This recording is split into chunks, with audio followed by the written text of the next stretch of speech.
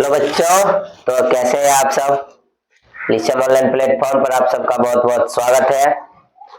तो जैसे कि आप लोग का मैथ का एक शॉर्ट रिवीजन बोर्ड एग्जाम के व्यू से चल रहा था क्लास 10th का, तो उसमें आप लोग का जो भी चैप्टर, जैसे दूसरा चैप्टर बहुपद था, दो चर वाले रैखिक समीकरण योग, तीसरा चैप्टर, चौथा चैप्टर द्विघात समीकरण, उसके बाद पांचवा चैप्टर आपका एपी था। तो इन सब का शॉर्ट रिवीजन एक थ्योरी के साथ साथ आपको कुछ बेसिक क्वेश्चन लेकर के, आपको जो भी बोर्ड एग्जाम के व्यू से इंपॉर्टेंट क्वेश्चन था, क्वेश्चन बैंक से भी, बुक से भी, अपना जो था इंपॉर्टेंट क्वेश्चन वो आपको कराए।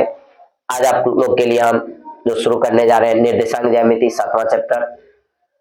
तो निर्देशांक ज्यामिति में सबसे पहले आज हम देखेंगे थ्योरी, जो भी क्वेश्चन उसे, बहुत ज्यादा क्वेश्चन है जो आपको थ्योरी से भी बहुत आता है, ऑब्जेक्टिव क्वेश्चन सब, तो ज्यादा कैलकुलेशन सब का जरूरत भी नहीं रहता है। और डबल ऑप्शन जब से आप लोग को हो गया है तो इसमें वैसे भी इंपॉर्टेंट था एपी, इसके बाद निर्देशांक ज्यामिति, त्रिकोणमिति, तो खास करके इस सब में क्वेश्चन, और डबल ऑप्शन जो हो गया तो बहुत ज्यादा क्वेश्चन इन सब चैप्टर से रहता है। आपको यदि थोड़ा बहुत भी आप लोग ध्यान से यदि पढ़ लेते हैं इसको और प्रैक्टिस कर लेते हैं तो इसमें 100% परफॉर्म कर पाइएगा इस चैप्टर के सवाल को। और इस चैप्टर के यदि सभी सवाल को आप बना लेते हैं तो हमको ऐसा लगता है कि मतलब आप लोग को और भी चैप्टर में जो जैसे त्रिभुज सब है को, जो त्रिकोणमिति में भी, त्रिकोणमिति तो बढ़िया से फार्मूला यदि याद हो गया तो आप लोग कर लीजिएगा। तो सब चैप्टर नहीं भी हुआ है तो फिर आप लोग का क्वेश्चन नहीं छूटेगा, ठीक है, क्योंकि बहुत ज्यादा क्वेश्चन इन सब चैप्टर से रहता है और आसान भी है, ठीक है। तो आज हम आप लोग को निर्देशांक ज्यामिति का जो है सबसे पहले थ्योरी देखेंगे और उसके बाद फिर उस पर बेस जितने भी क्वेश्चन मतलब फार्मूला है उस सब पे एक एक क्वेश्चन, दो दो क्वेश्चन सबका करेंगे जो भी इंपॉर्टेंट है, और फिर इस तरह से अगला चैप्टर को फिर देखेंगे। तो सबसे पहले आज चलिए इस चैप्टर के हम निर्देशांक ज्यामिति जो है कोऑर्डिनेट ज्योमेट्री, उसका हम थ्योरी को देखेंगे क्या सब है। तो आप लोग कॉपी निकाल लीजिए और हेडिंग दीजिए आज निर्देशांक ज्यामिति। इसको निर्देशांक या नियामक भी बोलते हैं, निर्देशांक या नियामक।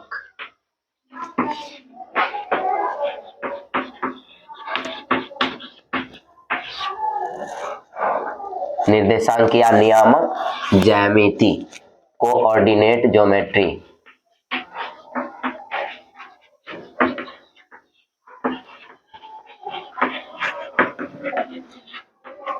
Coordinate geometry. तो आप लोग हेडिंग दीजिए, साथ में लिखते जाइएगा और समझते जाइएगा ध्यान से। यदि थ्योरी आप लोग बढ़िया से समझ गए तो फिर क्वेश्चन बनाने में दिक्कत नहीं होगी और एग्जाम में आपका क्वेश्चन नहीं छूटेगा। और मैथ में 100 में 100 आपको आपका टारगेट अपना रखना है कि उसको हिट करना है, ठीक है। तो इसलिए चलिए ध्यान से देखिए। सबसे पहले हम निर्देशांक ज्यामिति कहते किसको है, थोड़ा सा हम एक बार परिभाषा भी लिख लेते हैं।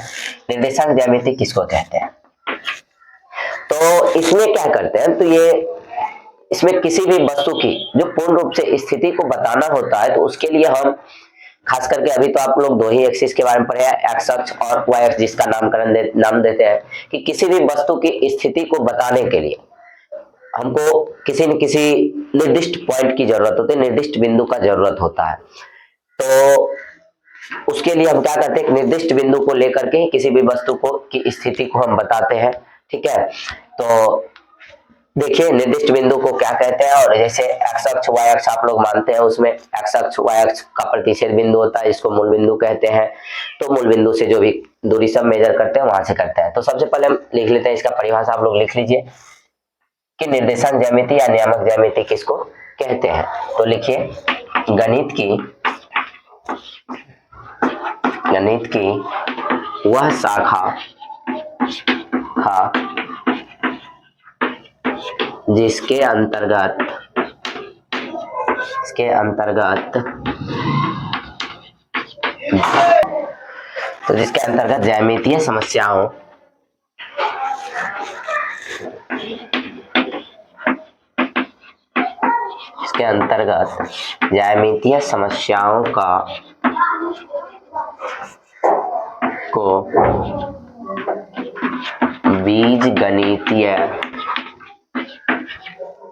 अंतर्गत ज्यामितीय समस्याओं को बीजगणितीय विधि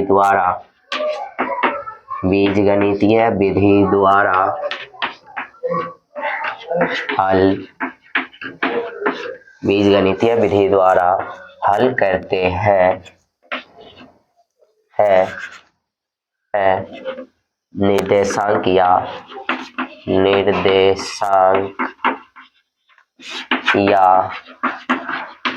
नियामक ज्यामिति कहलाता है। चलिए, तो अब देखिए निर्देशांक ज्यामिति कि गणित की वह शाखा जिसके अंतर्गत हम ज्यामितीय समस्याओं का हल जो करते हैं वह बीजगणितीय विधि द्वारा करते हैं, तो ये क्या कहलाता है? निर्देशांक या नियामक ज्यामिति कहलाता है। अब इसमें हम निर्देशांक या नियामक ज्यामिति में कौन कौन चीज हमको देखना है, क्या क्या चीज हमको जानना है, इसको हम क्या करते हैं, पहले एक पॉइंट में लिख लेते हैं, उसके बाद सबका बारी बारी से चर्चा कर लेंगे। तो सबसे पहले इसमें हमको जानना होता है निर्देशांक अक्ष के बारे में। किसके बारे में जानना होता है? निर्देशांक अक्ष। निर्देशांक अक्ष के बारे में जानेंगे, कोऑर्डिनेट एक्सिस, कोऑर्डिनेट एक्सिस के बारे में जानेंगे। इसके बाद आपको जानना है मूल बिंदु। निर्देशांक अक्ष न है मूल बिंदु, मूल बिंदु ओरिजिन। इसके बाद जानेंगे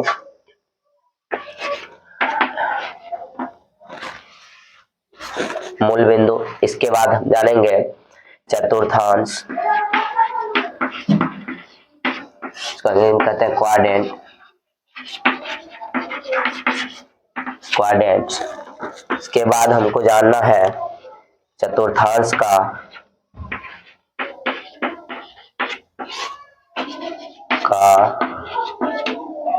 चिन्ह निर्धारण,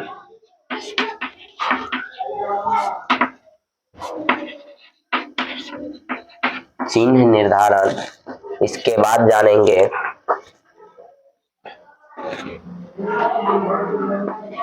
एक्स अक्ष और वाई अक्ष, एक्स अक्ष और वाई अक्ष। इसके बाद हमको जानना है दूरी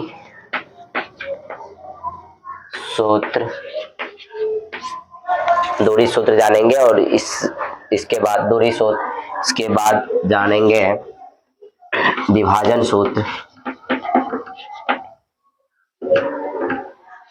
विभाजन सूत्र, डिवीजन फार्मूला या सेक्शन फार्मूला बोलते हैं उसको।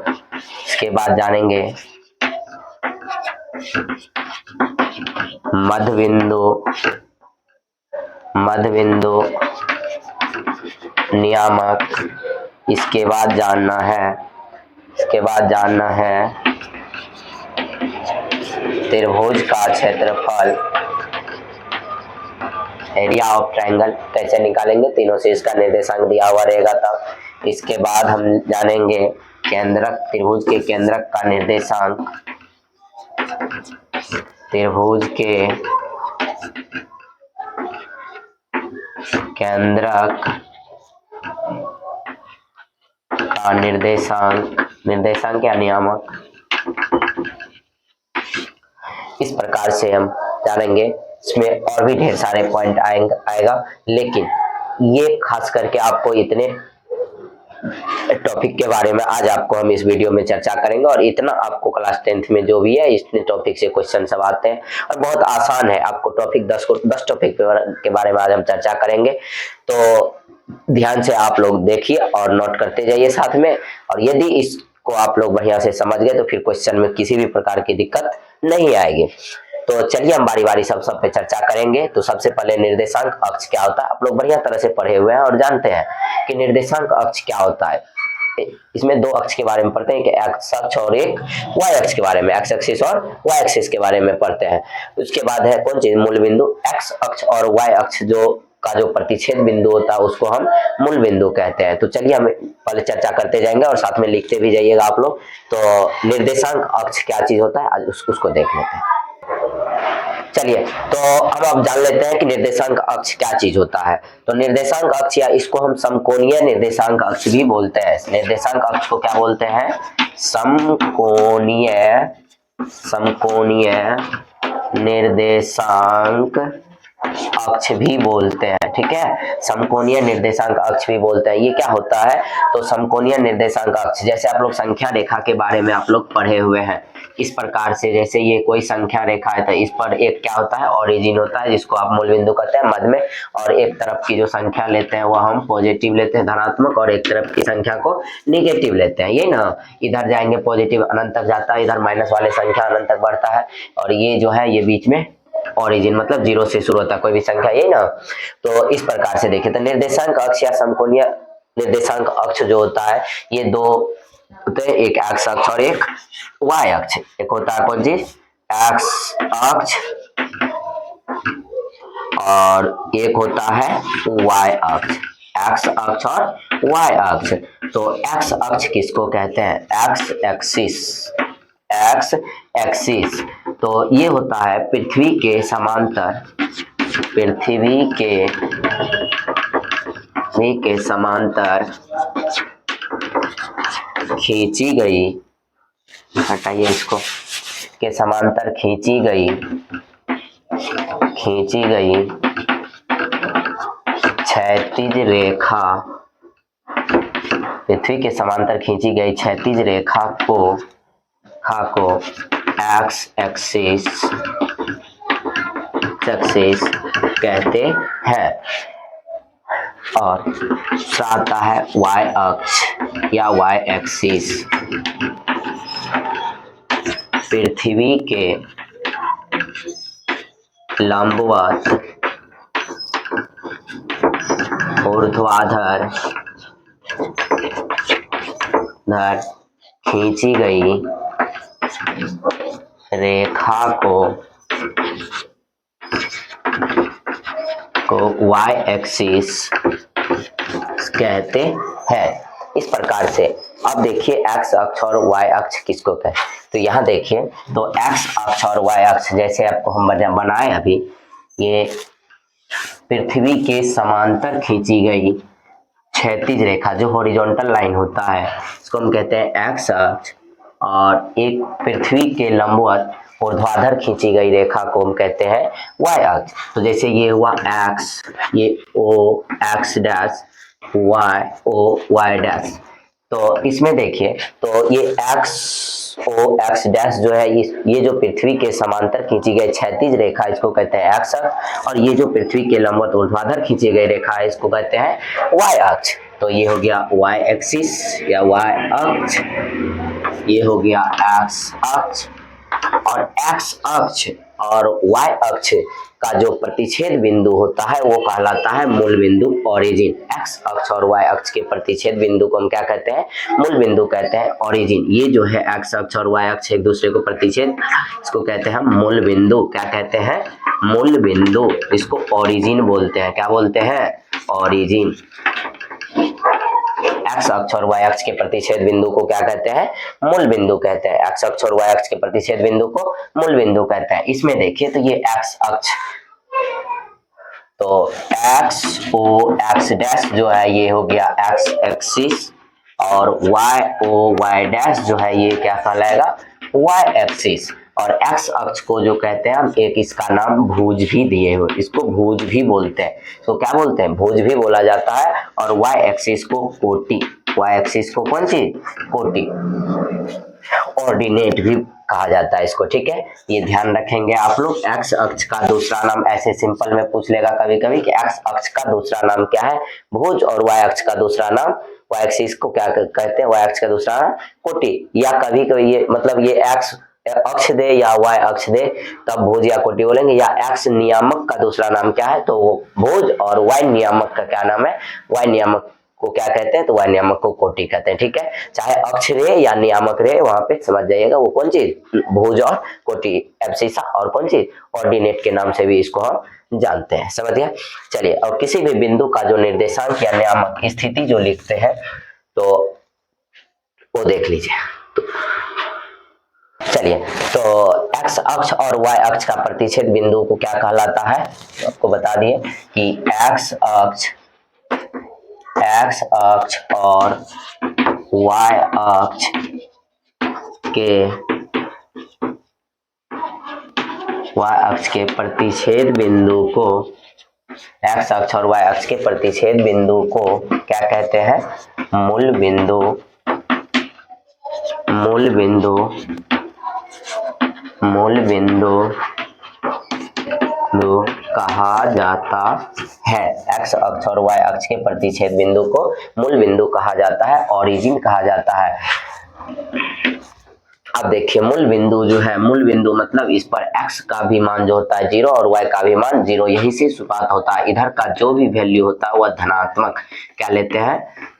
x अक्ष पर जो दाईं तरफ दूरी मापेंगे वह सबका सब दूरी धनात्मक लेते हैं। क्या लेते हैं? दूरी धनात्मक लेते हैं, पॉजिटिव लेते हैं वैल्यू।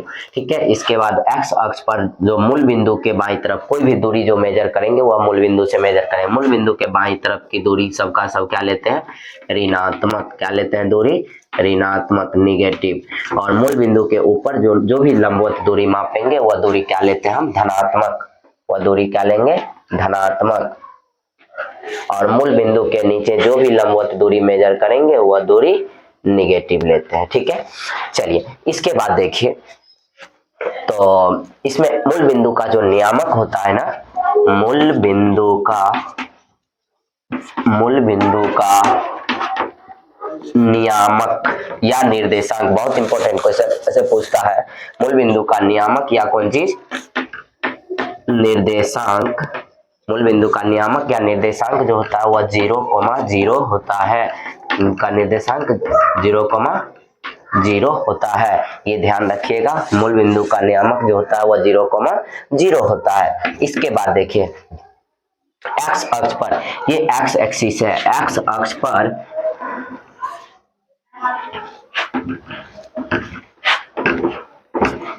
यहां से पहले नियामक 0,0 होता है, यहाँ से थोड़ा सा जानिए चतुर्थांश किसको कहते हैं। तो x अक्ष ये क्या हो गया? x डैश, ये x o y डैश, या इसको देखिए, इसको -x भी कभी कभी लिखते हैं और इसको -y भी लिखा जाता है, क्योंकि इधर का दूरी क्या होता है? निगेटिव होता है, इधर का दूरी पॉजिटिव, इधर का दूरी x में निगेटिव होता है, इसलिए इसको -x भी लिखते हैं।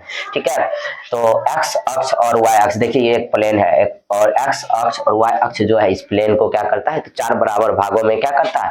बांट देता है। और इसके बीच का, प्रत्येक के बीच का कोण का कितना का है? 90 डिग्री। कितना का? 90 डिग्री का है। तो अब कहने का मतलब ये x अक्ष और y अक्ष, x अक्ष और y अक्ष द्वारा किसी तल, x अक्ष और y अक्ष द्वारा किसी तल को y अक्ष द्वारा किसी तल को 4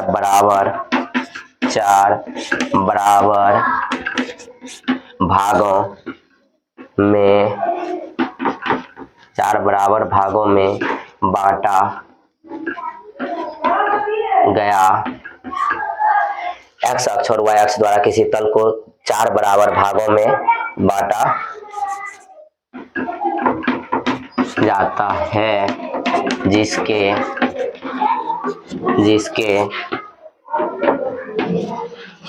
प्रत्येक भाग को चतुर्थांश कहते हैं। प्रत्येक भाग को क्या कहते हैं? चतुर्थांश।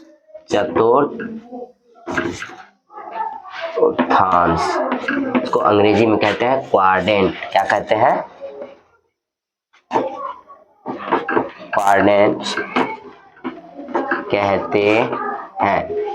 x अक्ष और y अक्ष के द्वारा जो किसी तल को हम 4 बराबर भागों में बांटते हैं उसको कहते हैं चतुर्थांश। जैसे ये हो गया प्रथम चतुर्थांश, ये हो गया द्वितीय चतुर्थांश, ये हो गया तृतीय चतुर्थांश और ये हो गया चतुर्थ चतुर्थांश। तो x अक्ष और y अक्ष के द्वारा जो हम किसी तल को 4 बराबर भागों में बांटते हैं उसके प्रत्येक भाग को हम क्या कहते हैं? चतुर्थांश कहते हैं, क्वाड्रेंट कहते हैं।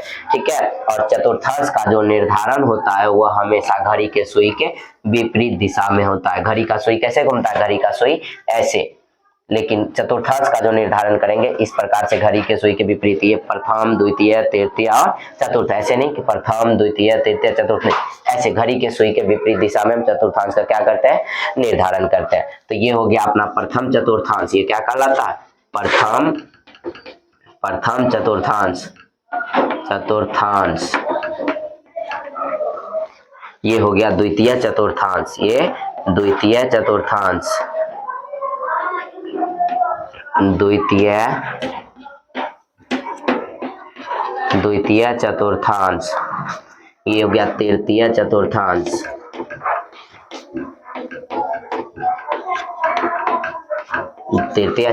और ये हो गया चतुर्थ चतुर्थांश,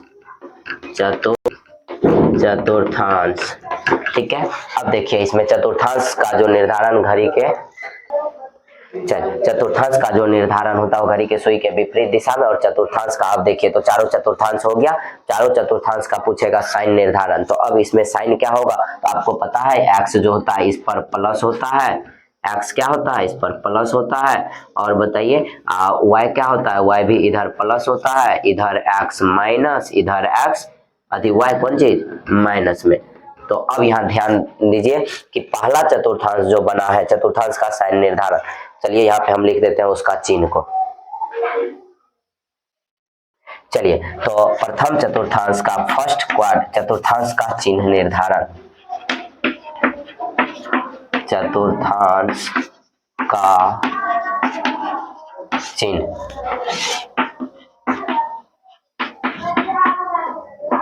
चिन्ह निर्धारण। अब देखिए इसमें तो पहला चतुर्थांश फर्स्ट क्वाड्रेंट का जो होगा, फर्स्ट क्वाड्रेंट का जो चिन्ह होगा वह कितना होगा, तो पहला चतुर्थांश जो है प्लस, एक्स भी प्लस और वाई भी प्लस। तो कहने का मतलब पहला जो पोजीशन लिखेंगे वो एक्स का, दूसरा पोजीशन जो होता है वाई का होता है। उसके बाद देखिए दूसरा चतुर्थांश जो बना है एक्स माइनस और वाई कौन चीज प्लस। तीसरा चतुर्थांश देखिए तो तीसरा चतुर्थांश एक्स भी माइनस और वाई भी माइनस कोमा माइनस। चौथा चतुर्थांश देखिए तो चौथा चतुर्थांश में एक्स है प्लस में और वाई है माइनस में। तो ये साइन निर्धारण हुआ। प्रथम फर्स्ट क्वाड्रेंट का साइन हुआ plus coma plus. Second quadrant का साइन बताइए, सेकेंड क्वाड्रेंट का साइन हो गया minus coma plus. Third quadrant का साइन बताइए, थर्ड क्वाड्रेंट का साइन माइनस कोमा माइनस। और फोर्थ क्वाड्रेंट का साइन हो गया प्लस कोमा माइनस। इस प्रकार से ये चिन्ह क्या करेंगे आप लोग ध्यान रखेंगे कि प्रथम चतुर्थांश का होता है ये प्लस कोमा प्लस, दूसरा का होता है माइनस प्लस, तीसरा का माइनस माइनस, चौथा का प्लस माइनस। आपको इस प्रकार से कोई जरूरी नहीं कि साइन दे करके ही पूछेगा, वहां पे आपको निर्देशांक दे करके पूछ लेगा। तो अब यहाँ ध्यान से देखिए किसी बिंदु का निर्देशांक देखिए, किसी बिंदु का नियामक जो होता है, जैसे निर्देशांक को ऐसे 3 लाइन के द्वारा हम दर्शाते हैं, इसको पढ़ते हैं निर्देशांक। और जैसे यहाँ पे लिखते हैं तो फर्स्ट पोजीशन जो होता है वो एक्स का और सेकंड पोजीशन वाई का। ये फर्स्ट पोजीशन जो होता है किसका होता है, ये फर्स्ट पोजीशन जो है वह एक्स का है और सेकंड पोजीशन जो है वह किसका है, वो वाई का होता है। ठीक है, तो जब कभी भी लिखेंगे तो पहले एक्स को लिखेंगे, उसके बाद सेकंड पोजीशन पे किसको लिखेंगे, वाई को लिखेंगे। ये निर्देशांक हुआ। ठीक है, तो जैसे आपको यहाँ पे पूछ देगा कभी कि फर्स्ट क्वाड्रेंट में जैसे पूछ देगा कि बताइए कि बिंदु P निर्देशांक जो है 3,4 है, बताइए ये किस चतुर्थांश में स्थित है। तो किस चतुर्थांश में स्थित है ये, तो 3,4 देखिए 3 कौन चीज में है, प्लस में है, और 4 कौन चीज में है, प्लस में। तो ये प्लस कोमा प्लस किसका है, तो प्रथम चतुर्थांश का है। तो बोल देंगे कि किस चतुर्थांश में है, तो ये प्रथम चतुर्थांश में। आंसर क्या हो जाएगा, फर्स्ट क्वाड्रेंट। इसके बाद दे देगा, मान लीजिए कि कहीं बिंदु कह देगा कि बताइए 3,-4 किस चतुर्थांश का निर्धारण, किस चतुर्थांश में है, ये किस चतुर्थांश में या किस पाद में स्थित है, ऐसे पूछ देता है। तो बताइए ये प्लस में क्या है, ये अभी नहीं पूछा, यहाँ तो क्या है प्लस में। तो प्लस 3,-4 है, तो अब प्लस माइनस किसका साइन होता है, तो प्लस माइनस देखिए किसका है, प्लस और माइनस। तो प्लस माइनस है कौन सा, फोर्थ क्वाड्रेंट, मतलब इसका आंसर हो जाएगा कौन चीज, फोर्थ फोर्थ क्वाड्रेंट में हो जाएगा। ठीक है, इस प्रकार से कहीं पे बिंदु दे दिया आपको, मान लीजिए कि P नियामक है -3, -5 कहेगा कौन सा चतुर्थांश में स्थित है बताइए। तो ये कौन सा चतुर्थांश में, तो ध्यान से देख लीजिए, ये यहाँ माइनस है और ये माइनस में 5 है, तो माइनस कोमा माइनस किसका होता है, तो माइनस कोमा माइनस जो होता है वह थर्ड क्वाड्रेंट का होता है, तो इसलिए ये हो जाएगा कौन चीज, इसका आंसर हो जाएगा थर्ड क्वाड्रेंट। इस प्रकार से कहीं पे दे दिया -3, माइनस प्लस में 7, इस प्रकार से। अब बताइए कौन सा चतुर्थांश में, यहाँ पे प्लस नहीं दिया हुआ है तो भी क्या है, प्लस है।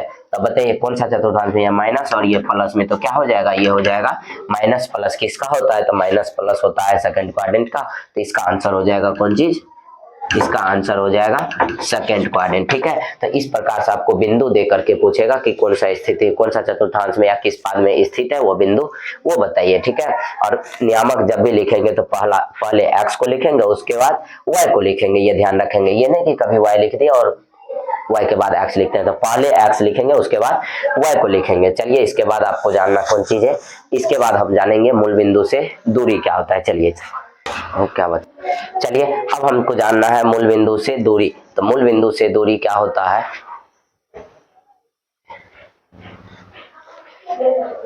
तो अब हमको मूल बिंदु से दूरी क्या होता है, क्वेश्चन में पूछता, बार बार ऑब्जेक्टिव एक आदमी पूछ लेता है कि मूल बिंदु से एक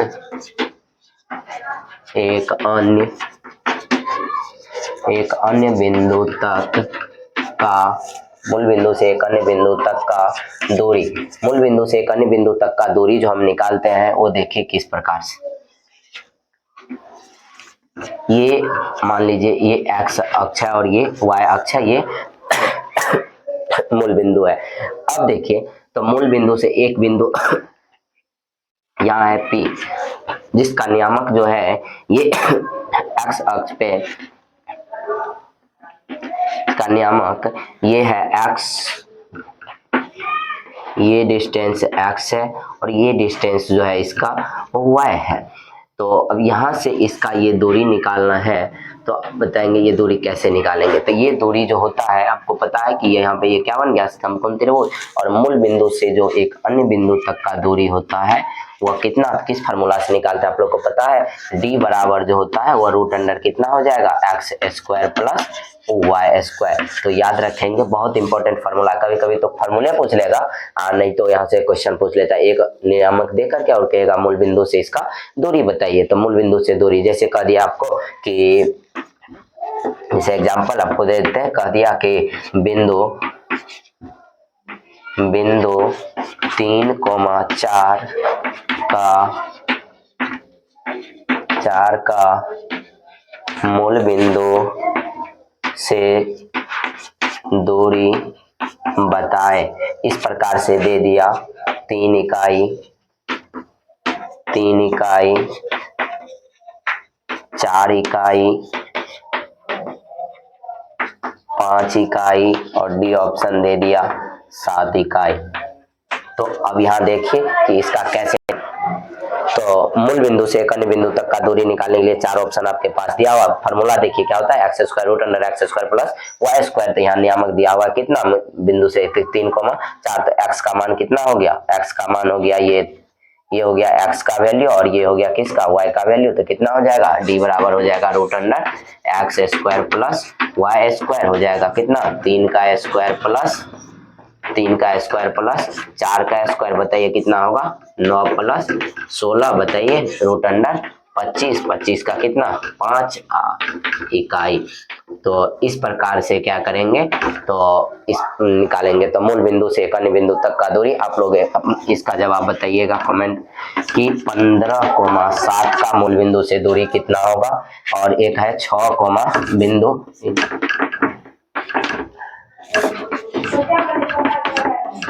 6,8 का मूल बिंदु से आप लोग दूरी, इसका कमेंट में बताइएगा। चलिए अब नेक्स्ट फार्मूला देखते हैं क्या है। चलिए, तो अब जो यहाँ से हमको दूरी सूत्र, कौन चीज, दूरी सूत्र, डिस्टेंस फार्मूला, डिस्टेंस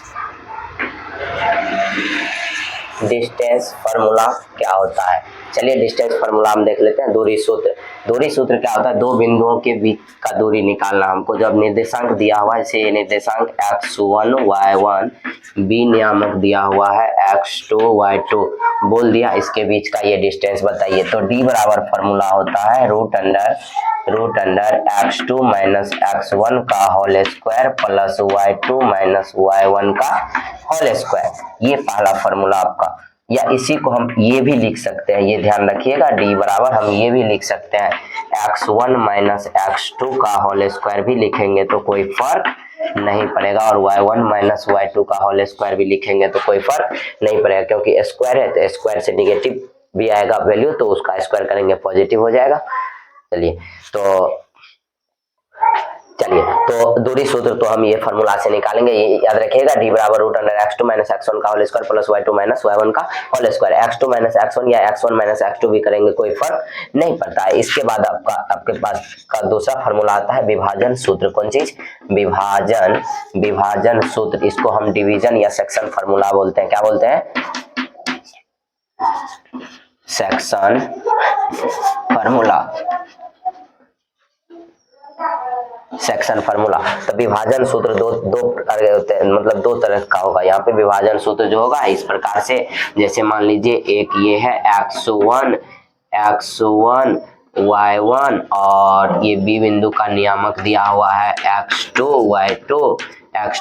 y2, और इसे जो है ये P बिंदु जो है ये दो भाग में m अनुपात n में बांट रहा है। तो देखिए A और B के बीच बिंदु है, ये विभाजन बिंदु जो है ये A और B के यदि दोनों बिंदुओं के बीच होगा तो इसको कहते हैं अंतः विभाजन। क्या कहते हैं, अंतः विभाजन। तो यहाँ से फार्मूला जो लगाते हैं हम, विभाजन सूत्र जो होगा P नियामक होगा, P नियामक जो होगा वह होगा P नियामक x, y जो होता है वह होता है mx2 प्लस nx1 बट्टे m प्लस n। इसके बाद होता है my2 प्लस ny1 बट्टे m प्लस n। और पता है इसको हम कहते हैं अंतः विभाजन। क्या कहते हैं, अंतः विभाजन, अंतः विभाजन। ये हो गया अंतः विभाजन का। और बाह्य विभाजन का जो होता है वो होता है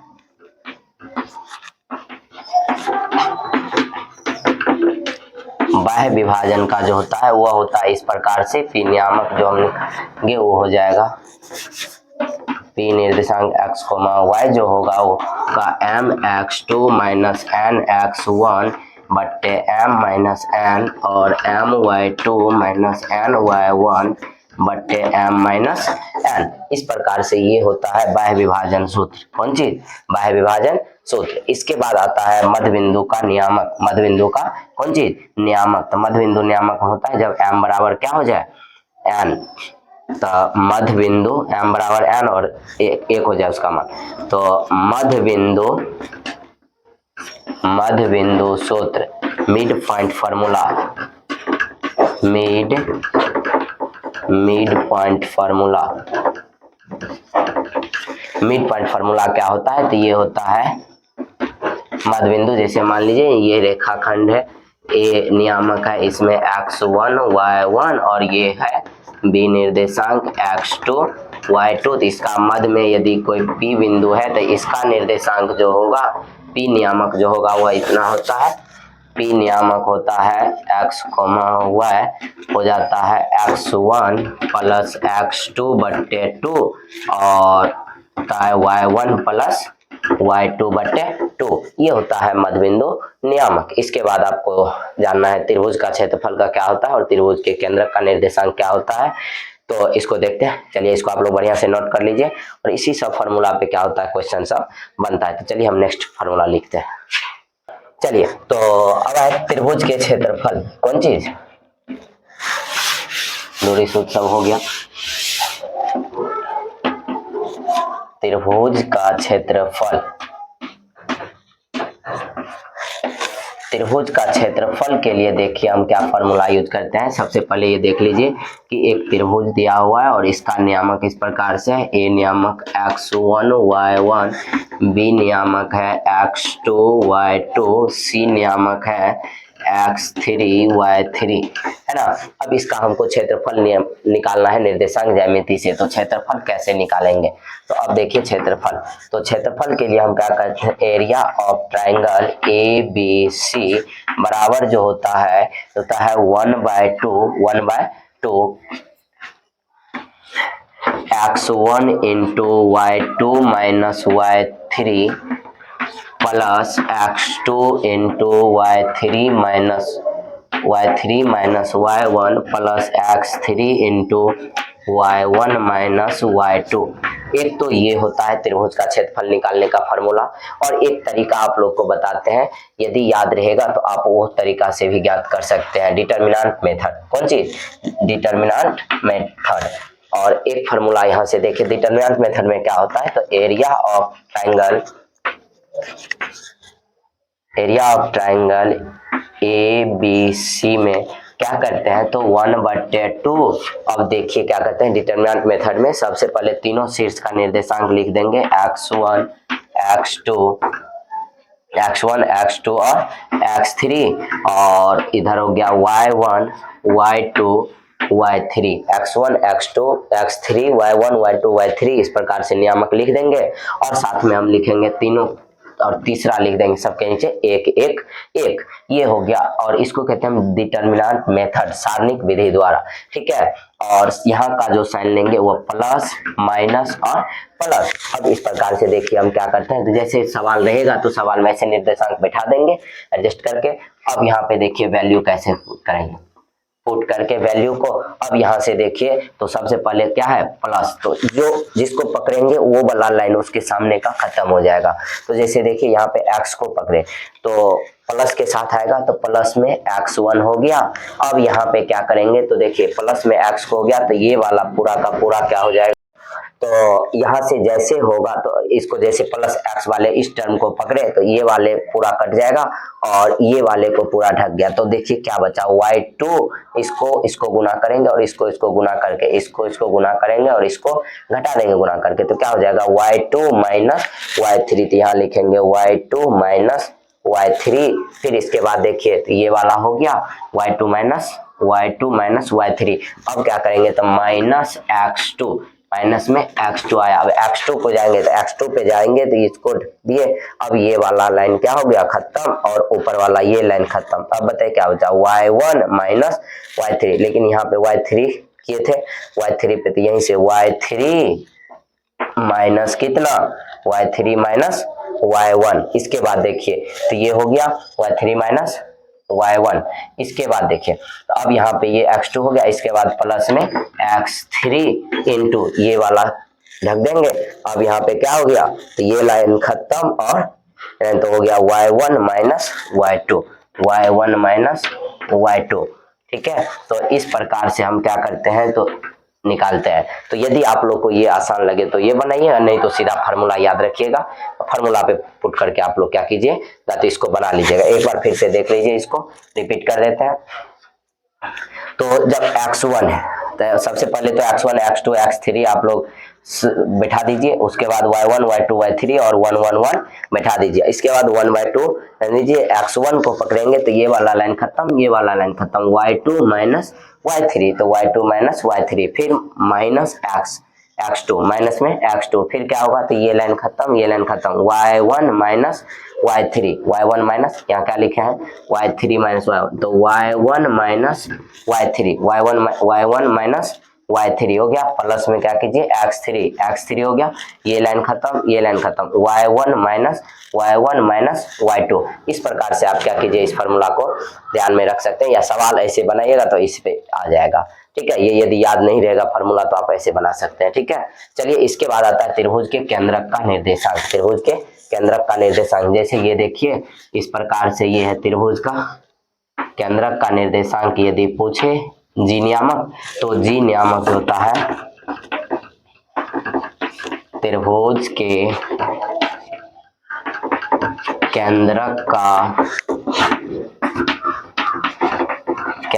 का नियामक जो होता है, जी नियामक जो होता है वो होता है x1 प्लस जी नियामक जो होता है x, y होता है x1 plus x2 plus x3/3 और होता है y1 plus y2 plus y3/3। इस प्रकार से ये केंद्रक का क्या होता है, निर्देशांक। केंद्रक का त्रिभुज के केंद्रक का नियामक यदि निकालने का हो तो इस प्रकार से क्या कर सकते हैं, हम निकाल सकते हैं। ठीक है, तो इस प्रकार से आपका लगभग थ्योरी सबका सब क्या हो गया, कवर हो गया। अब नेक्स्ट वीडियो में हम क्या करेंगे, देखेंगे कि इस हर एक फार्मूला पे क्या करेंगे, दो दो क्वेश्चन, जो भी इंपॉर्टेंट क्वेश्चन सब है जो वो क्वेश्चन सबको करेंगे। ठीक है, तो इस सभी थ्योरी को आप लोग लिख करके बढ़िया से प्रैक्टिस कर लीजिए, याद कर लीजिए। इसके बाद हम सवाल सबको देखेंगे। चलिए, धन्यवाद।